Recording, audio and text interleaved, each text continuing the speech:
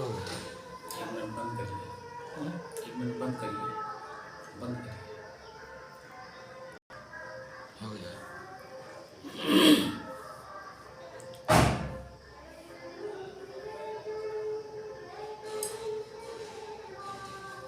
दो घंटे के अभ्यास से साधना का आज 346 दिन हो गया। तारीख 16 अक्टूबर सन 2022, दिन रविवार, प्रातः बेला।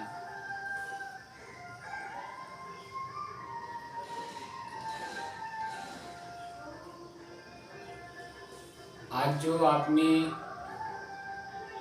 प्रश्न किया है, राम नाम क्या है,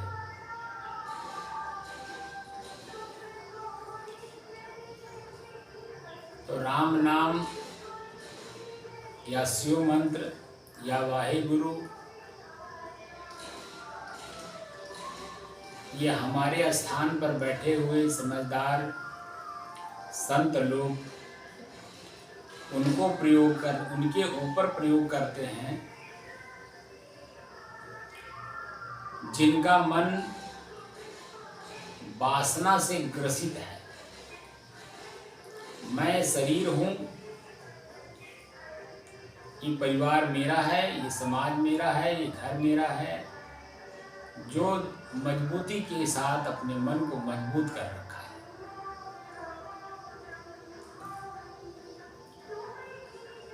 जिसे ये नहीं पता कि मैं शरीर नहीं हूँ,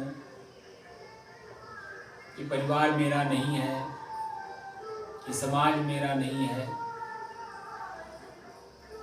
मेरा मन मेरा नहीं है, मेरा चित्त मेरा नहीं है, मेरा बुद्धि मेरा नहीं है, मेरे शरीर की इंद्रियां मेरे नहीं हैं, मेरे शरीर के इंद्रियों के विषय मेरे नहीं हैं, सब मेरे से अलग हैं। लेकिन अलग की वस्तु को मैं स्वयं मैं मान रखा हूँ, मैं ही यह हूँ। ऐसे बुद्धि वाले जीवों को, जिसे जीव कहते हैं, जीव का मतलब होता है जो वासना में बधा हो, इच्छा और कल्पना में बधा हो, अपने आप को उसी में एकदम बांध करके जीवन दुख सुख में अनुभव कर रहा हो। और वह जब संतों के पास जाता है तो अपने मन की मोटरी लेकर के जाता है, दुखों की, पीड़ित रहता है।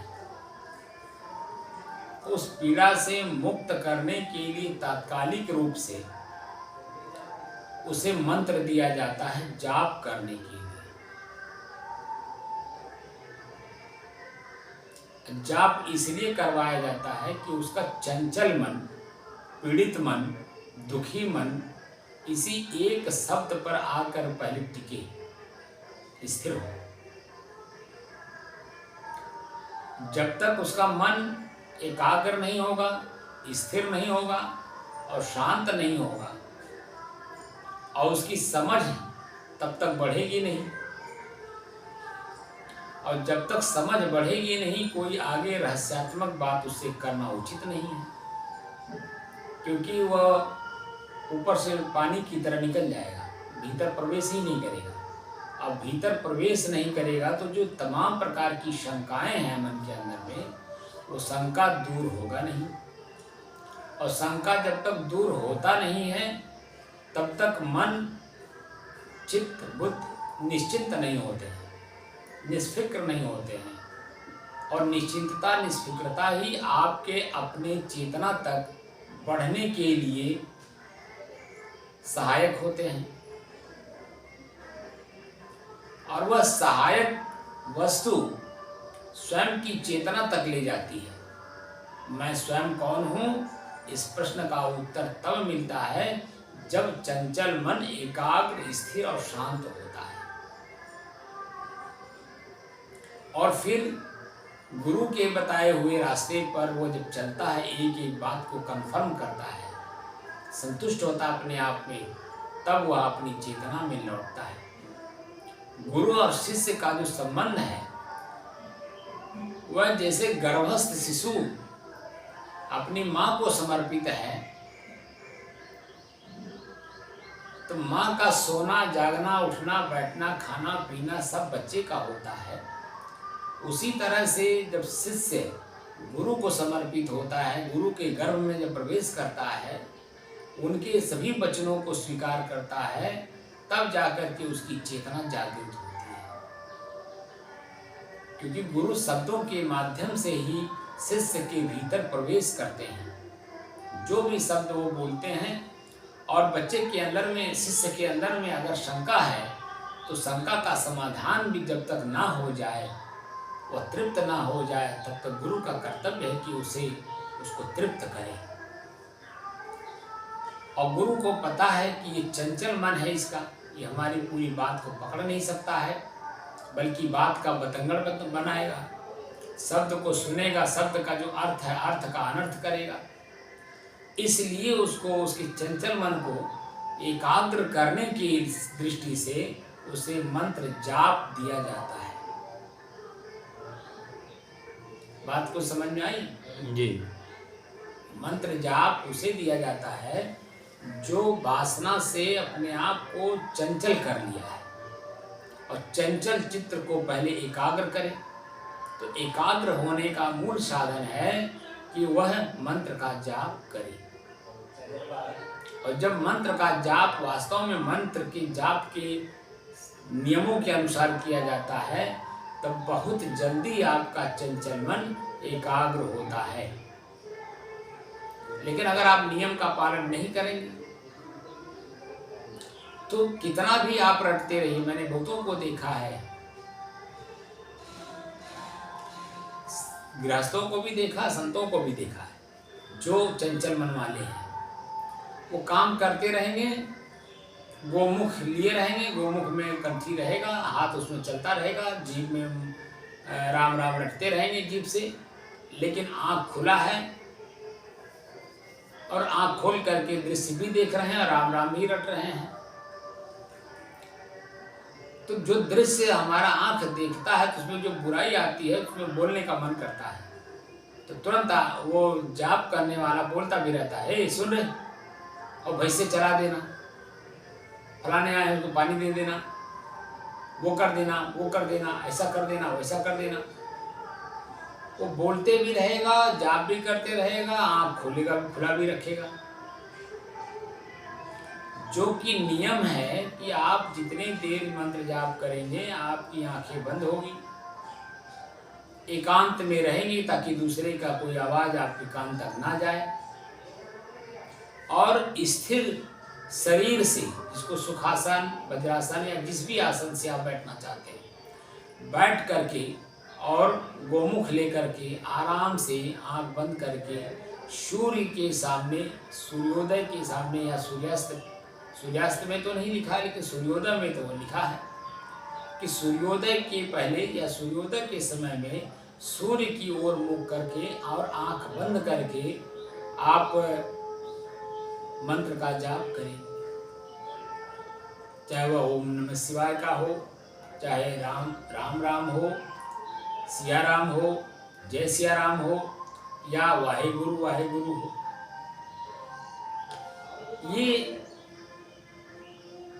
उनके लिए है जिनका चित्त चंचल है और अध्यात्म के बारे में ABCD नहीं जानते हैं। उनको अध्यात्म में लाने के लिए और उनके चंचल मन को एकाग्र करने के लिए, स्थिर करने के लिए और शांत करने के लिए, ताकि जो बात वो बोलें वो पूरी बात बोल पाएं, या किसी ने कोई बात कहा तो उनकी पूरी बात को सुने, सुन करके स्वयं अंदर में चिंतन करें, विचार करें, विचार करने के बाद तब कोई बात उसका एक्शन और रिएक्शन दें।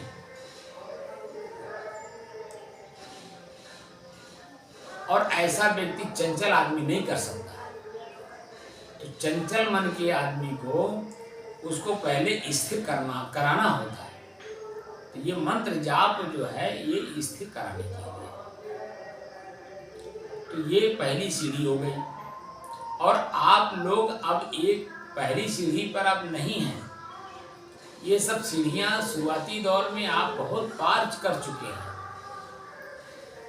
अब वासना क्या, वासना के ऊपर की बातों को भी आप समझ रहे हैं।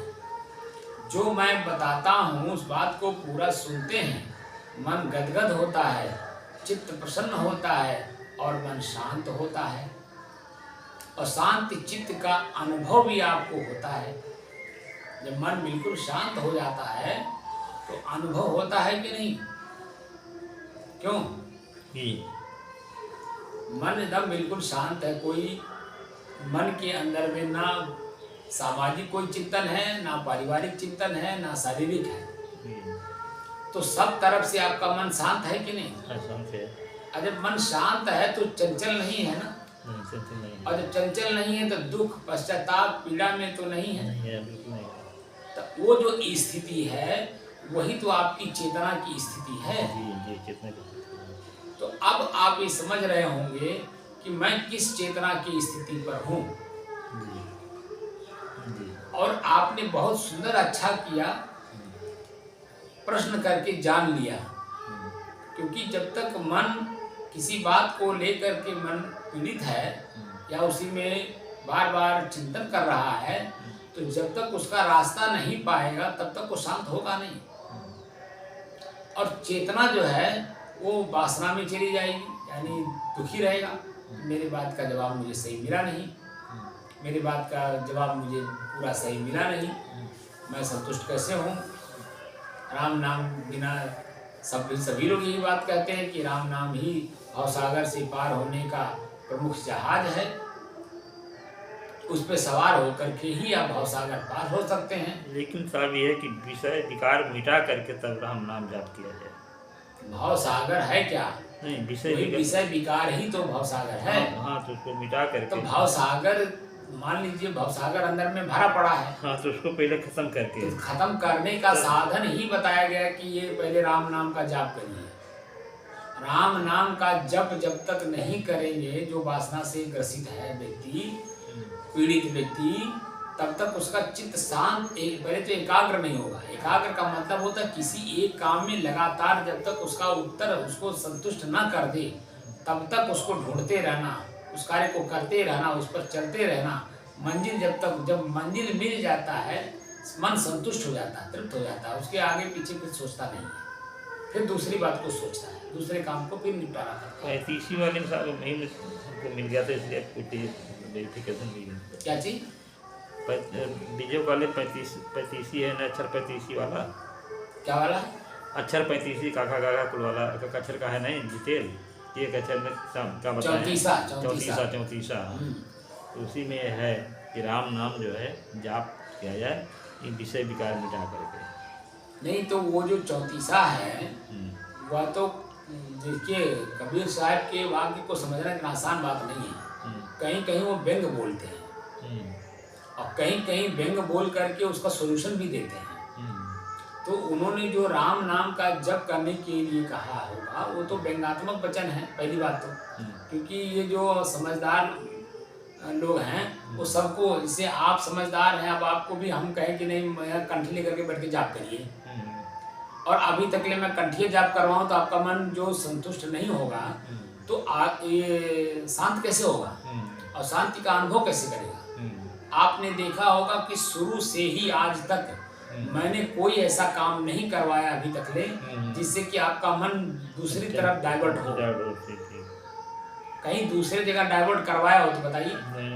बल्कि आप लोगों ने कई बार कहा भी, कई लोग आए भी नहीं उसके बाद। अभी जैसे जितेंद्र सिंह जो वकील साहब हैं, वो हमारे महात्मा अड़गड़ानंद जी के शिष्य हैं। अड़गड़ानंद जी ने गीता का व्याख्या किया है, गीता सार, रहस्यात्मक गीता या जो भी उन्होंने लिखा हो, किताब लिखा है। अब उसी को वो सत्य मान रहे हैं और सत्य को सत्य नहीं मान रहे हैं। मैं जो उसी का प्रैक्टिकल करा रहा हूँ वह तो एक लिखित चीज है। आपने सिर्फ थ्योरी पढ़ लिया या उनसे सुन लिया, प्रैक्टिकल तो नहीं किया ना। अनुभव तो नहीं किया ना आपने जी। अब वो अनुभव का विषय है और मैं यहाँ उसी चीज का पूर्ण रूप से अनुभव करवा रहा हूँ, वो बात आपकी समझ में नहीं आ रही। तो आपका मन एक किला में बंध गया ना कि जो वो कह रहे हैं अड़गड़ानंद जी वही सत्य है, बाकी सब असत्य है। एक बात बता दीजिए, एक पिता आपके हैं, एक पिता मेरे भी हैं। जो पिता या आप भी एक अपने पिता हैं, हम तो मान लीजिए शादी नहीं किए, बच्चे नहीं हुए, तो मैं पिता नहीं बन पाया, लेकिन आप पिता बने कि नहीं बने? लेकिन जब आप बच्चे थे, आप शादी नहीं हुआ था आपका, तो आपके पिताजी जब जो बातें कहते थे रहस्यात्मक, उस बात को आप समझ पाए थे कभी? नहीं समझ पाए। लेकिन अब जब आप खुद पिता बन गए, आपका बच्चा जब आपके स्थान पर जब गलती कर रहा है, तो अपने पिता का जो भाव था वो आप प्रयोग कर रहे हैं कि नहीं? कर रहे हैं। तो अब आप बता दीजिए कि अपने पिता को आप गाली देते हैं, अगर गाली देंगे तो आप अपने पिता को गाली दे रहे हैं कि अपने आप को गाली दे रहे हैं? अपने आप को गाली दे रहे हैं। तो इसका मतलब कि हम ना समझ हैं, तभी तो गाली दे रहे हैं। लेकिन अगर मैं उस बात को समझ गया कि हमारे पिताजी भी ये बात को हमें रोकते थे, तो क्यों रोकते थे? इसीलिए रोकते थे। आज मैं अपने पुत्र को क्यों रोक रहा हूँ? इसीलिए रोक रहा हूँ। हमारे पिताजी भी इसीलिए रोकते थे मुझे, लेकिन मैं अपने पिताजी की बात माना नहीं। आज मैं कहाँ हूँ? मान लिया होता तो कहाँ होता। वैसे मेरा पुत्र आज मेरी बात नहीं मान रहा है, इसलिए कहाँ जाएगा पता नहीं चल रहा है। अगर मेरी बात मान लेता तो इस जगह वो पहुंच जाता तो सुखी रहता। ये बात सभी पिता कहते हैं, सभी पिता चाहते हैं। तो ऐसे ही जो हमारे समाज के पथ प्रदर्शक हैं, संत महात्मा ऋषि मुनि समझदार, वो सभी लोगों का चिंतन वास्तव में ये ही है कि दुखी मन सुखी कैसे हो, उसका उपचार उन्होंने बताया। अब सिखों में आप जाएंगे तो वहाँ वाहे गुरु वाहे गुरु वाहे गुरु वाहे गुरु वाहे गुरु, वहाँ तीन चीजों का सभी का साहब एक के सार है कि शांति। मैं क्या कह रहा हूँ कि आपका चंचल मन तभी शांत होगा ना जब एक बात पर कहीं आके टिकेगा। जब तक आप एक समय में, मैं बार बार कहता हूँ कि एक समय में कई बात जब सोचेंगे तो उसी को तो चंचल कहते हैं। एक समय में एक ही काम आप एक दिन भर में कर पाते हैं, दूसरा काम आप सोच कर भी नहीं कर पाते, क्योंकि काम वर्क जो होगा, प्रैक्टिकल जो होगा, वो ये काम वही तो जब तक वो पूरा नहीं होगा तब तक आप दूसरा काम करेंगे कैसे? जैसे आप झाड़ू लगा रहे हैं, तो झाड़ू लगाते समय जब तक झाड़ू लग नहीं जाएगा तो आप दूसरा काम बर्तन मांज पाएंगे, नहा पाएंगे, कपड़ा धो पाएंगे? जब झाड़ू खत्म हो जाएगा तभी तो दूसरा काम करेंगे। तो एक काम करने के लिए उसका नियम भी है। झाड़ू लगाते समय हम दाएं बाएं ऊपर नीचे आगे पीछे भी देख लें, झाड़ू सही लग रहा है कि नहीं लग रहा, अपने नहीं पता चलता, किसी दूसरे से दिखवाएं भी, भैया देखो हम झाड़ू लगा रहे हैं, सही लग रहा है कि नहीं लग रहा है। तो दूसरा आदमी बताएगा ना कि देखो यहाँ पे छूट रहा है, दूसरे बता पाएगा, आपका काम दूसरा बता पाएगा, दूसरा बता पाएगा। वही कह रहा हूँ ना, बर्तन मांजते समय भी आदमी मांजता है लेकिन अंदर कुछ न कुछ रह जाता है, तो वो हमारी आंखें नहीं देख पाती हैं। तो चंचल मन है, तो चंचल मन से आंखें देख करके भी अनदेखा कर देती हैं। वो सफाई हो गई, बस आपने मांज दिया, साफ हो गया, ठीक। कपड़ा धो रहे हैं, कपड़ा आपका मैल छूटा कि नहीं छूटा, आपको बस जल्दी में है, बस पानी में से किसी तरह से निकाल दें। मैल छूटा कि नहीं छूटा तो दूसरा कोई बताएगा ना। ऐसे ही जब आप कार्य करते हैं, प्रैक्टिकल जब करेंगे, तो जो प्रैक्टिकल करा रहा है गुरु, उसे न पता है कि आपका मन अभी शांत हुआ कि नहीं हुआ, चित्त स्थिर है कि नहीं है। कैसे मैं बैठा रहता हूँ, जब आप कुछ प्रश्न करते हैं तो मैं समझ जाता हूँ कि अभी इनका मन में जो है कोई न कोई बात की शंका रह गई है, और शंका जब तक ये मुक्त नहीं होंगे तब तक शांत होंगे नहीं, और जब तक इनकी स्वयं की शांति स्थिति होगी नहीं तब तक वो चेतना स्तर पे जाएंगे नहीं। मैं इस बात को समझता हूँ, तो आपके बात का कभी कभी देखिए खड़ा होकर के भी जवाब दे देता हूँ, क्योंकि आपको पता नहीं है मेरा मन किस दिशा में जा रहा है। मैं यहाँ विशेषज्ञ बैठा हूँ, इसीलिए मैं समझ जाता हूँ कि आपका मन आपको किस दिशा में ले जा रहा है।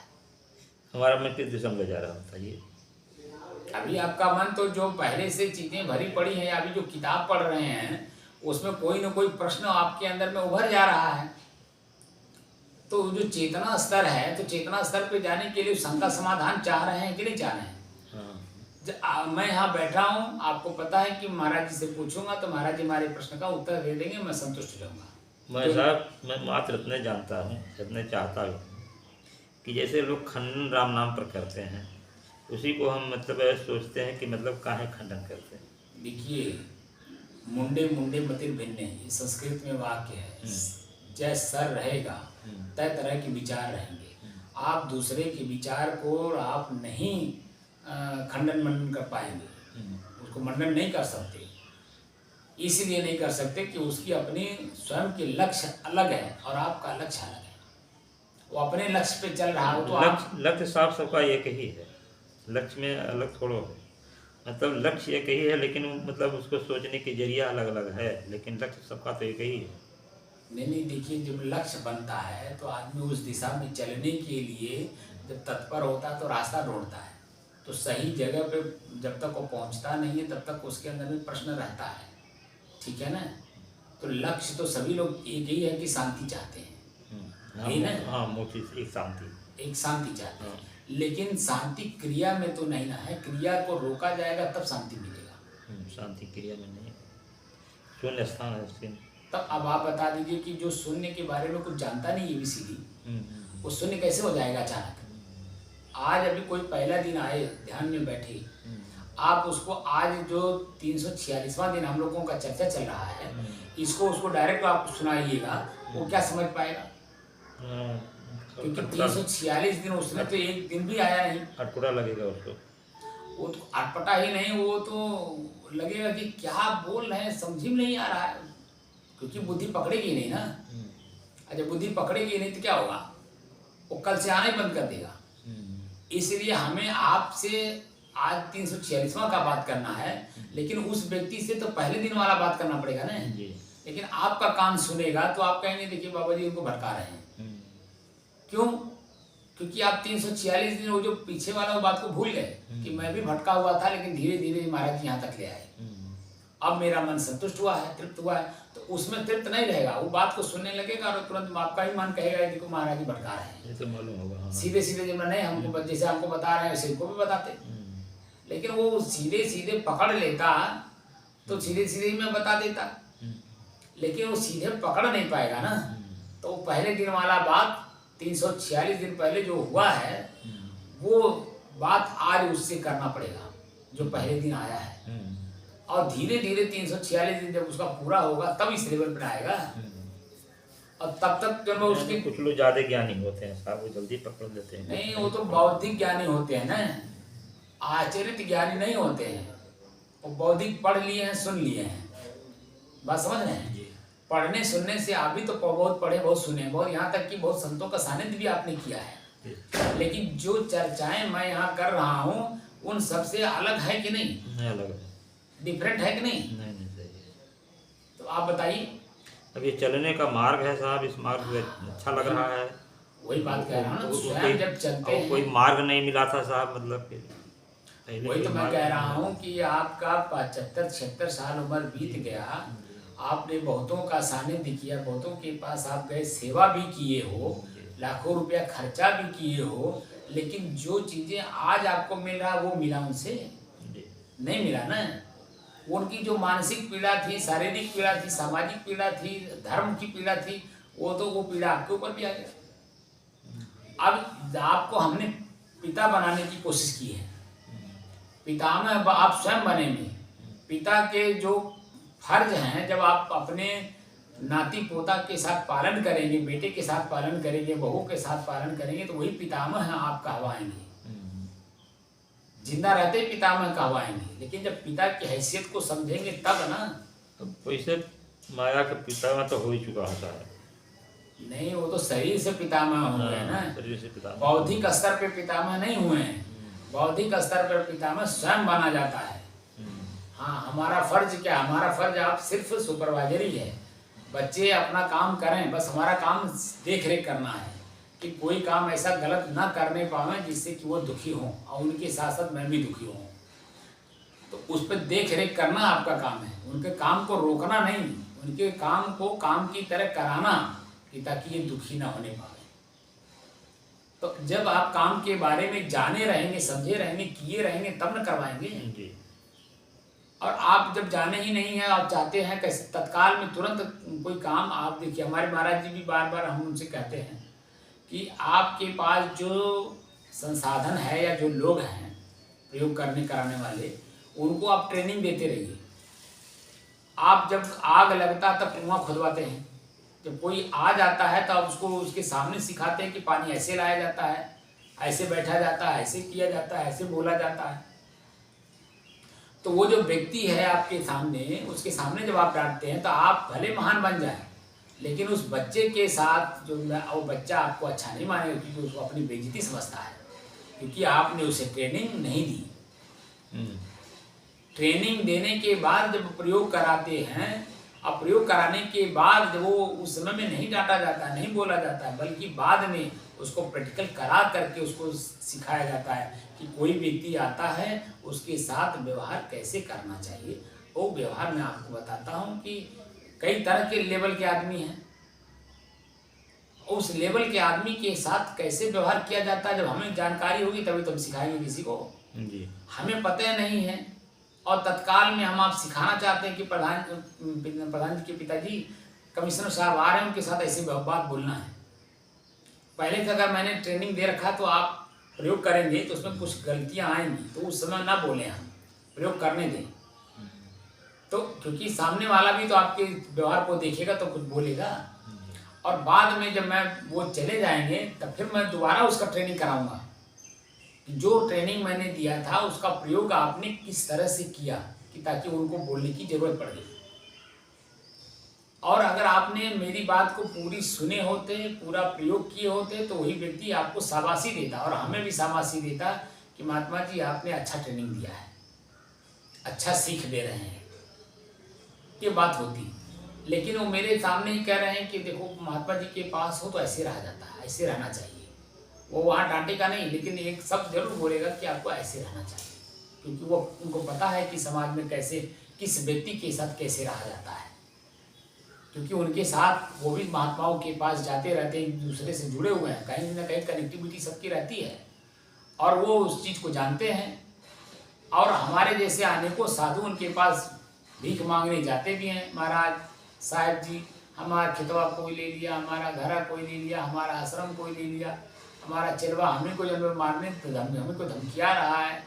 दुनिया भर के लोग उनके पास जाते हैं, अब वो रात दिन उसी को देखते हैं, तो देख देख करके उनको ज्ञान हुआ कि नहीं।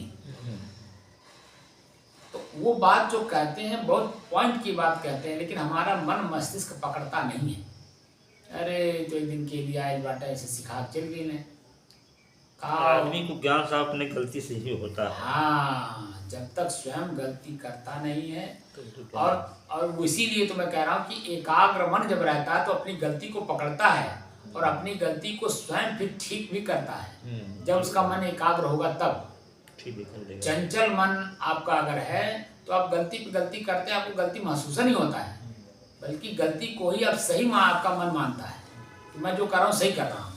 ये सामने वाला आपको गलत बता रहे हैं सिर्फ समाज को दिखाने के लिए कि मैं गलती कर रहा हूँ, लेकिन जबरदस्ती करता नहीं गलती कर रहा हूँ, समाज के लिए कि ताकि समाज हमको बुरा ना कहे, लेकिन मन तो अपना बुरा कहता ही है। हाँ, वही तो जो पकड़ करके अपने आप को ठीक कर लेता है वही तो आगे चल करके समाज का पथ प्रदर्शक बनता है। मन तो कहता है, लेकिन जो समाज के सामने कहता है कि नहीं मैं बिल्कुल ठीक कर रहा हूँ, तो समाज भी तो जैसे जगराम है। समाज जान करके मतलब समाज अवॉइड करता, ठीक है भाई आप जो कर रहे हो तो आपको रिस्पॉन्स आपको मिलेगा। भाई हमारे पास तो समय नहीं है आपको ठीक करने के लिए, ना मेरे पास संसाधन है कि आपको तो आदमी अपना ठीक हो जाए, दूसरे क्या ठीक करेगा इस संसार में। आदमी तो अपने ठीक हो जाए बस। तो जो ये अध्यात्म है, ये अध्यात्म अपने को ठीक करने के लिए ही तो अपने को ठीक बताया जा रहा है कि स्वयं को जब पढ़ो, जैसे भगवान को पढ़िए ईश्वर के सहारे, तो भगवान माने शरीर, शरीर में ही तो मन भी है, इंद्रियां भी हैं, चित्त भी है, बुद्धि भी है, इसी शरीर से क्रिया भी होती है और इसी शरीर के अंदर में मन भी बनता रहता है, नया नया मन बनता है, पुराना भी है और इसी में पश्चाताप भी होता है, खुशी भी होती है, आगे भविष्य को सोच करके भी चिंतित रहता है, पिछली बात को सोच करके भी चिंतित रहता है, वर्तमान में करके खुशी भी रहता है। तो शरीर से ही तो शरीर में आपका मन आपका अपने पास नहीं है, उसी अपने मन को अपने पास रखने के लिए ये सब संसाधन है कि आप जाप करिए, चंचल मन को एकाग्र करिए, धीरे धीरे अपनी गलतियों को स्वयं सुधारिए। आपकी गलती मैं नहीं सुधारूंगा, मेरी गलती आप नहीं सुधारेंगे। आप सुधारेंगे अपने लिए, मैं सुधारूंगा अपने लिए। इसी पॉइंट पे तो किसी ने कहा कि एक वृक्ष पर दो पंछी बैठे, एक गुरु एक चेला, अपनी करनी गुरु उतर गए अपनी करनी चेला। देखिए इसी साधना कक्ष में हम दो लोग बैठे हैं, मैं गुरु के रूप में, आप शिष्य के रूप में। तो हम जो चिंतन करेंगे वो अपने लिए करेंगे, आप जो चिंतन करेंगे अपने लिए करेंगे। तो मेरे चिंतन में कुछ आपने झलक देखा होगा कि इनके साथ सानिध्य करने से और इनका चिंतन मुझे प्राप्त होने में मैं भी वैसा बन सकता हूँ। तब न 346 दिन लगातार आप बैठे हैं मेरे साथ। अगर ये आपको महसूस हो गया होता कि नहीं ये तो अपने निजी स्वार्थ के लिए करा रहे हैं, तो आप 346 दिन हुआ है, वो अब तक कब का आप यहाँ से छोड़ करके जा चुके होते। आपने बहुतों को देखा ना शुरू से, कितने बड़े बड़े लोग आते हैं और बैठते हैं, लेकिन दोबारा कहीं आते हैं, क्योंकि अपने मन की गति में बिके हुए हैं। हमारे लाभ को उन्होंने लाभ देखा नहीं, देखा, यही बात है। हमारे लाभ को उन्होंने स्वयं अपने में लाभ नहीं देखा, इसलिए दोबारा यहाँ उन्होंने दर्शन नहीं दिया। भटक रहे हैं, लेकिन भटकाव जो है मैं खत्म करने का संसाधन सिखा रहा हूँ, वो संसाधन सीखना नहीं चाहते हैं। जैसे वो वकील साहब थे, उम्र में मैच्योर हैं, अब वो हमारे पैर पे अपना सर रख करके कह रहे हैं कि बस आप हमको खाली आशीर्वाद दे दीजिए कि मेरा मन शांत हो जाए। आपके आशीर्वाद, आप आशीर्वाद नहीं दे रहे, मेरा मन शांत नहीं हो रहा। तो मैंने उनको कहा कि आप वकील साहब हो, समझदार हो, लायर भी हो, जानकार हो, और स्वयं की चेतना में ही हमें अपनी शांति होती है। दूसरे की शांति दूसरे के लिए, मेरी शांति मेरे लिए है।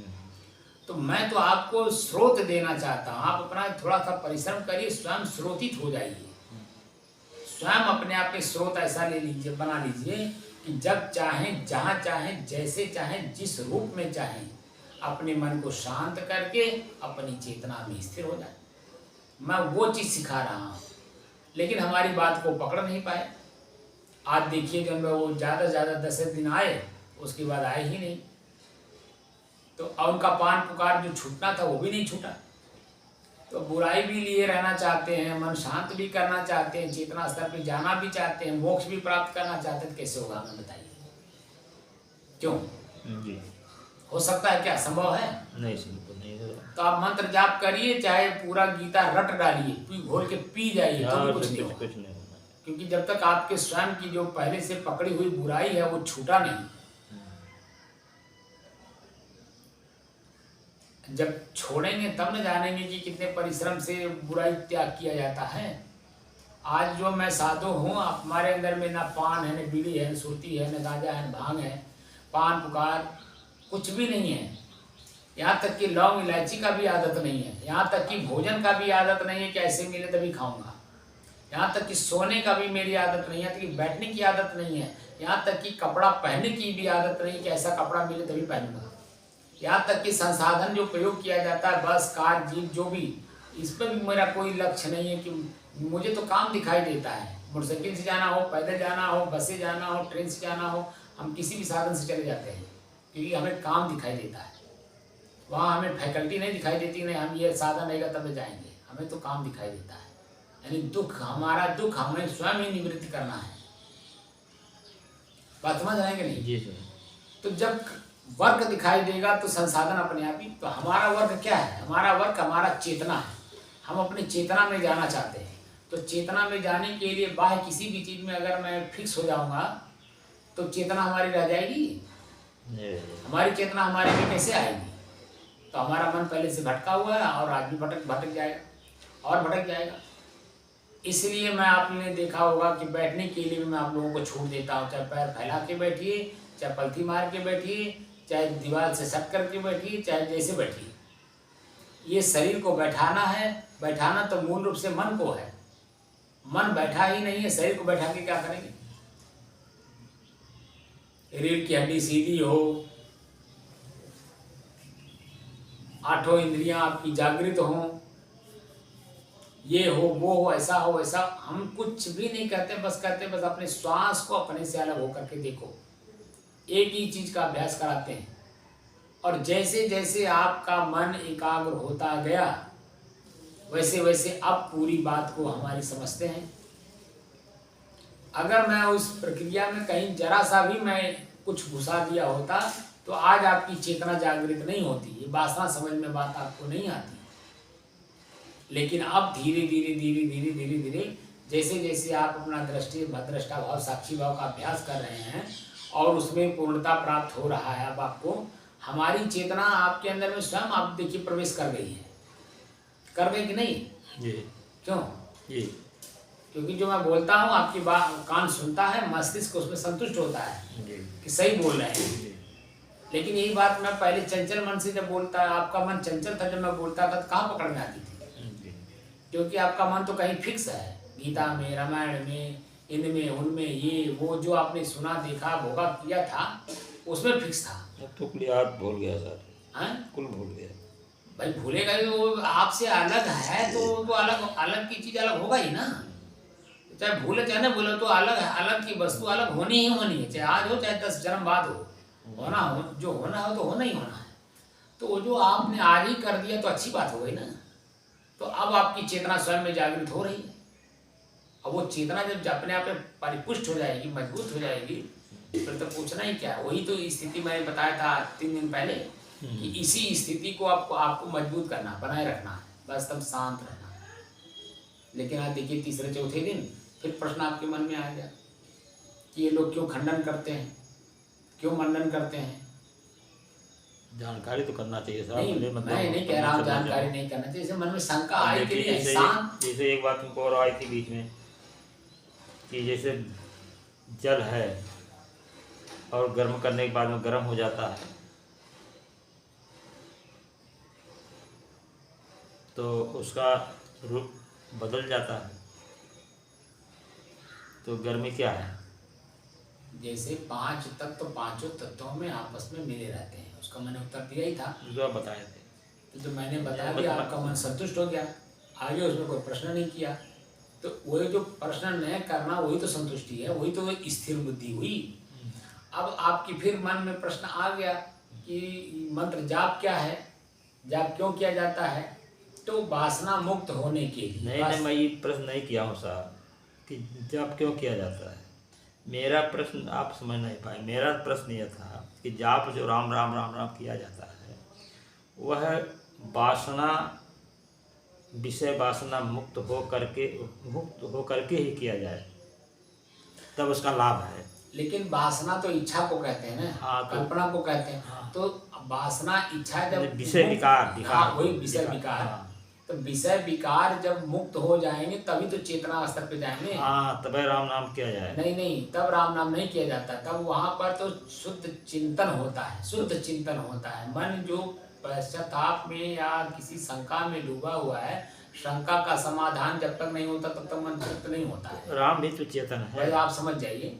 तो राम का जो पहले रटने के लिए कहा जाता है, रटना ही जपना है, तो इसलिए जपाया जाता है, इसलिए रटाया जाता है कि ताकि उसका चंचल मन पहले स्थिर हो। जब स्थिर होगा तभी तो पूरी बात को सुनेगा और अपने मन को उस पर ले जा करके समझ बढ़ाएगा अपनी। कबीर साहब ने क्या कहा है, समझे की गति एक है, जिन समझा सब ठौर। सभी जगह समझ ना समझी का ही खेल चल रहा है। जो हमारे आपके बीच में द्वंद्व है वो ना समझी का है। अगर वही समझदारी आ जाए तो हमारे आपके बीच में कोई द्वंद्व है? खत्म हो जाए। तो द्वंद्व मुक्त होना ही तो हमें होना है। तो द्वंद्व पहले से चल ही रहा है और मुक्त होना चाहते हैं तो कैसे होगा? तो द्वंद्व को पहले द्वंद्व समझना पड़ेगा, तो द्वंद्व अपने आप मुक्त हो जाएंगे।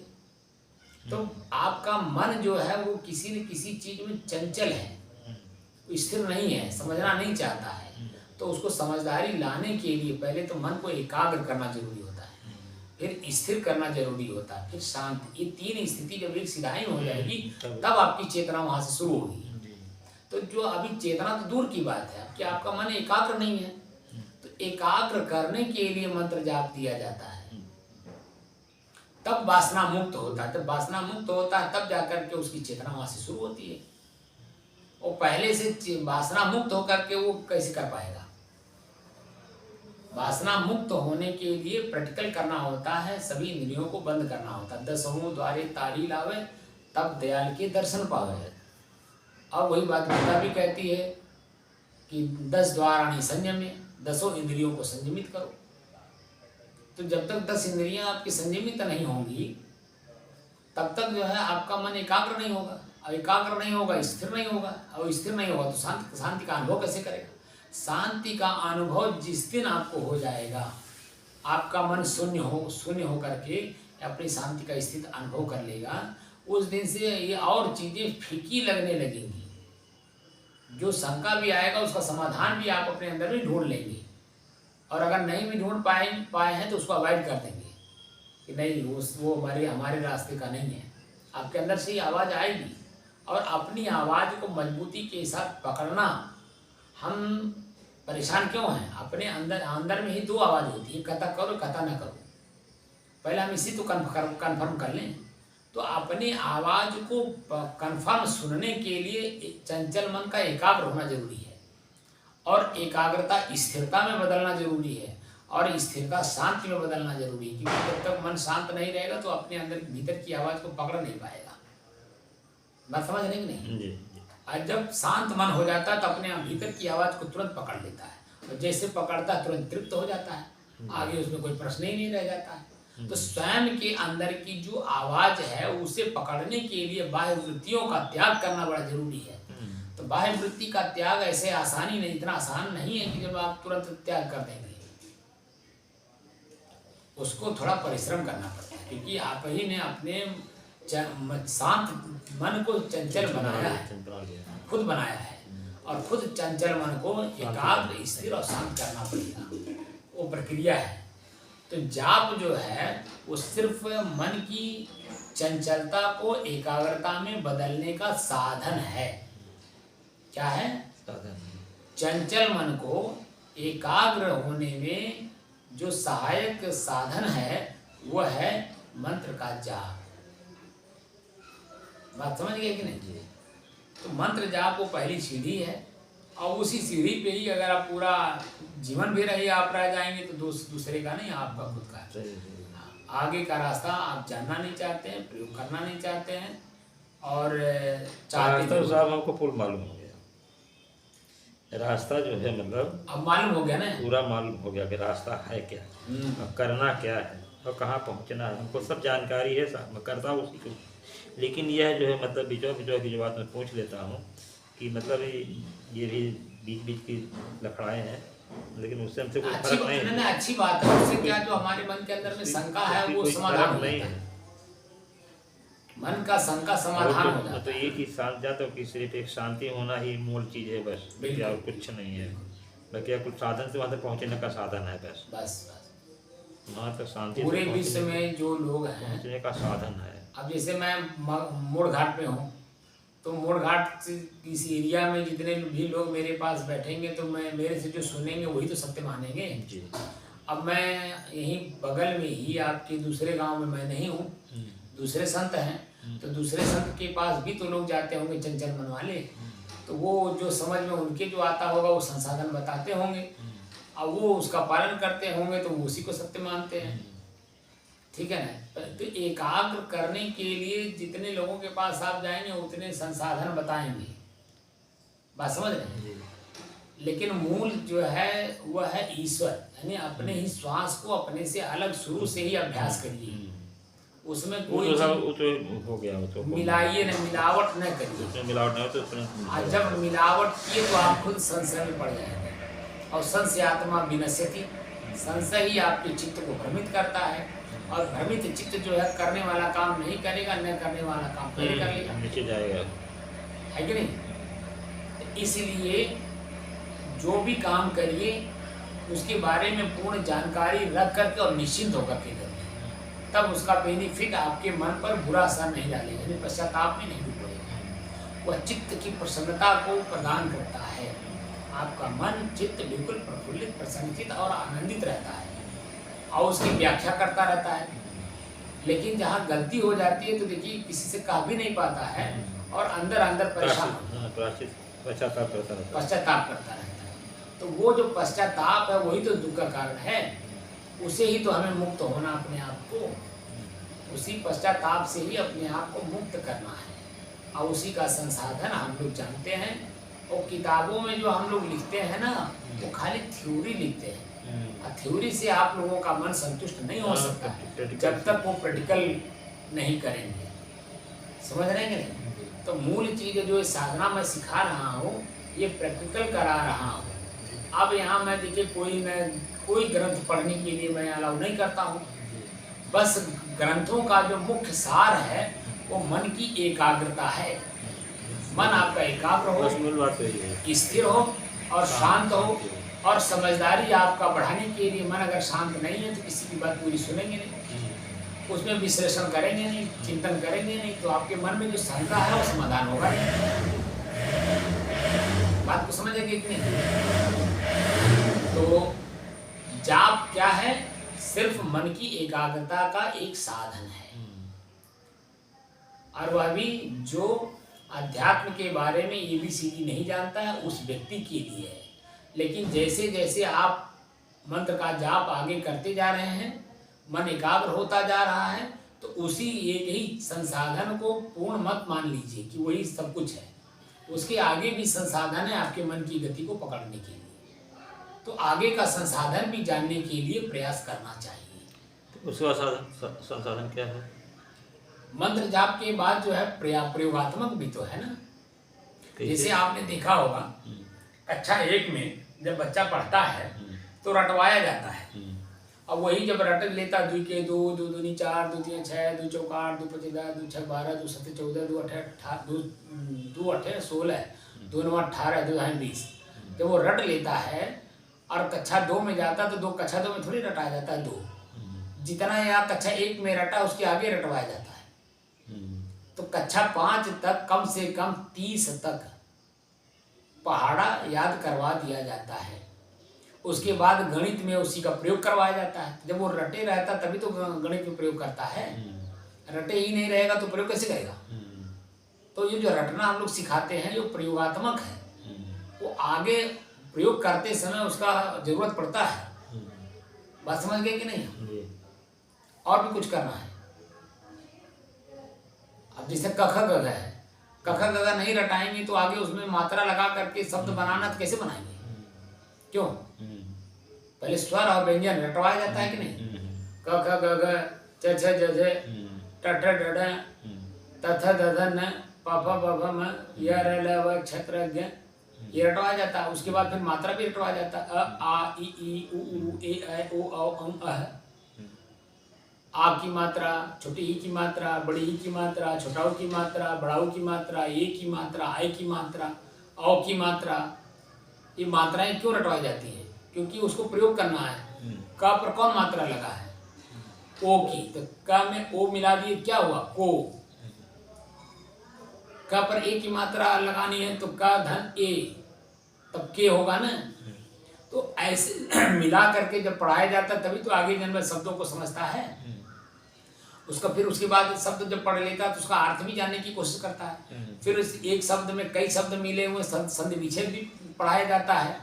तो जब शब्द को तो एक शब्द में कई शब्द मिले हुए हैं उसको तोड़ता है, उसमें कई मात्राएं जब मिल जाती हैं तो उनके अर्थ भी तो जानता है। तो सही जान जाता है कि इसका मतलब ये होता है, तो संतुष्ट हो जाता है, तृप्त हो जाता है। आगे जन्म उसका स्थिति बदलती जाती है। तो जब वो PhD कर लेता है, डॉक्टरेट की उपाधि ले लेता है, उसके बाद देखिए कुछ चीजें रटाई जाती है, बस उससे सिर्फ प्रयोग करवाया जाता है। जब समस्या कोई आती है तो समस्या का समाधान करने के लिए उसे बुलाया जाता है, भैया ये काम कैसे होगा, क्योंकि आप इसके विशेषज्ञ हो, PhD हो इसमें, है कि नहीं? तो सिर्फ थ्योरी में अगर वो PhD हैं तो प्रैक्टिकल नहीं कर पाएंगे। लेकिन अगर प्रैक्टिकल से जो है वो PhD हैं, कोई भी चीज़ देख करके, जान करके, समझ करके थीसिस लिखा, PhD किया उन्होंने, तो कोई भी समस्या समाधान करने में वो सक्षम है, क्योंकि वो हमेशा प्रेजेंट में रहेंगे, पास्ट और फ्यूचर में नहीं रहेंगे। तो प्रेजेंट में जो भी प्रॉब्लम्स क्रिएट होता है वो उसका सॉल्यूशन तुरंत आपके मन में मिल जाता है। इसका सॉल्यूशन ये है, इसको ऐसे किए कर दिया जाए तो ऐसे हो जाएगा। लेकिन ऐसे आप देखिए, जब कहीं धरना प्रदर्शन होता है, जाम लगता है, तो पहले कौन जाता है? पहले चौकी इंचार्ज जाता है, फिर कोतवाल जाता है, फिर सीओ जाता है। और जहाँ मान लीजिए खेती उती का वो मामला रहता है, तहाँ पहले लेखपाल जाता है, दूसरा कानून वो जाता है, तीसरे में नायब तहसीलदार जाते हैं, चौथे में तहसीलदार जाते हैं, पाँचवें में जो है एसडीएम जाते हैं। जब इन लोगों से सॉल्व नहीं होता है, तब डीएम और एसपी दोनों साथ जाते हैं। बात मानते हैं नहीं मानते? और वहाँ भी अगर उनसे सॉल्व नहीं हो रहा है, तो शासन उस पर वॉच करता है।